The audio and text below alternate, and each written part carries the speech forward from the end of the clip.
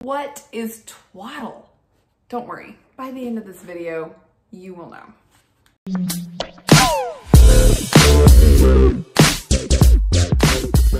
Hey guys, it's Brittany. If you like this video, don't forget to subscribe and hit the bell to be notified every time a new video comes out.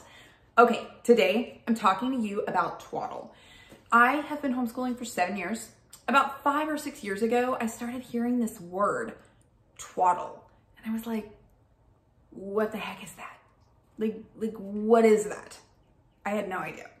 And I kind of felt like I was maybe not doing a good job homeschooling if I didn't know.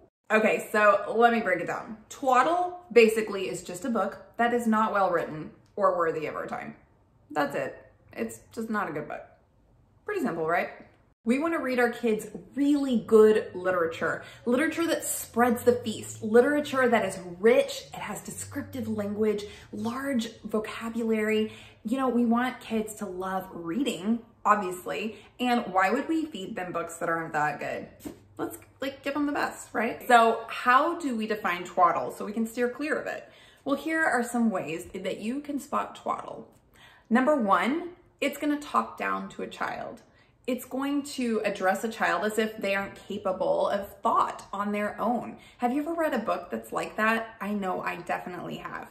Number two, twaddle is really diluted. It's like this good, rich story. The potential is there, but they're just watering it down so much that it's like mush, right? Number three, it undervalues the child's intelligence. Number four, twaddle can be like reading made easy. There are really no excuses for reading made easy. If you're looking for something for your kindergartner or your first grader, your beginner reader, there is great stuff out there. Frog and Toad is a perfect example. Arnold Lobel is amazing. Trust me, there is good literature out there for beginner readers. We don't need it to be twaddle in order for our young readers to be able to handle it. When speaking about children, Charlotte Mason said, they must grow up upon the best. There must never be a period in their lives when they are allowed to read or listen to twaddle or reading made easy. There is never a time when they are unequal to worthy thoughts well put, inspiring tales well told. I love that. Our kids are worthy of good literature. Let's not sell them short. Clue number 5 that it might be twaddle is if it's just second rate and really predictable. Have you ever read a kid's book at bedtime and it was sort of just like drudgery? If you're reading your child a storybook at bedtime that's torture for you, it's probably twaddle. I mean, if an adult can enjoy it, it's not good children's literature. Clue number 6 that it may be twaddle is if it's just really didactic. And this is my opinion, but if it's a goody-goody book that has no depth and it's like, kids, this is what you're supposed to be learning right now. The moral of the story is, it's probably twaddle. If you have to tell someone the lesson you're teaching them, it kind of spoils the lesson a little bit.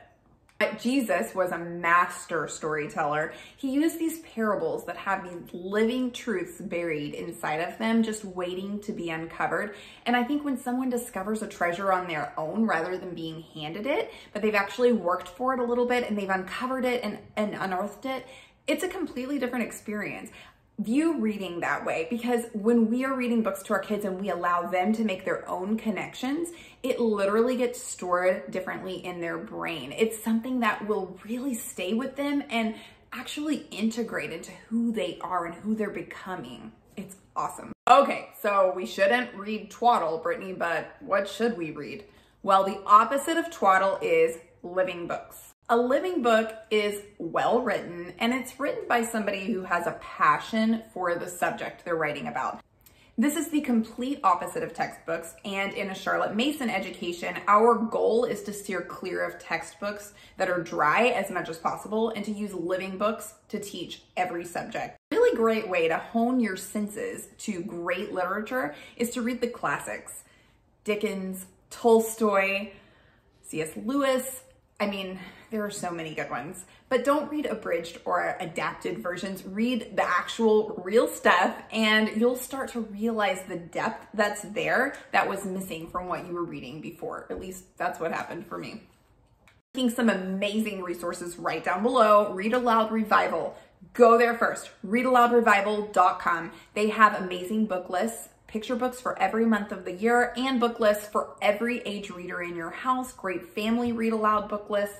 And you can also go to Ambleside Online. That is a free homeschool curriculum that has Charlotte Mason style book lists for every grade level. Highly recommend getting an awesome list together and ordering it online from your library instead of just wandering around aimlessly and picking up Twaddle, because that's usually what happens. Like, let's be honest. Bonus tip for you guys today is if you're in the library and you see a children's book that's gotten an award, like the Caldecott or the Newbery, usually those are good books. Usually they're great books because they've won out over all the other books for the year they were published, and it's pretty good, pretty safe bet to pick those up.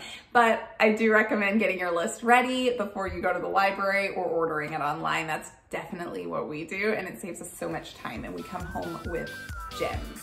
Absolute gems. Thank you guys so much for watching. Don't forget to subscribe, hit the bell to be notified when I have new videos, and comment yes down below if you have heard the word twaddle before, and if you were confused.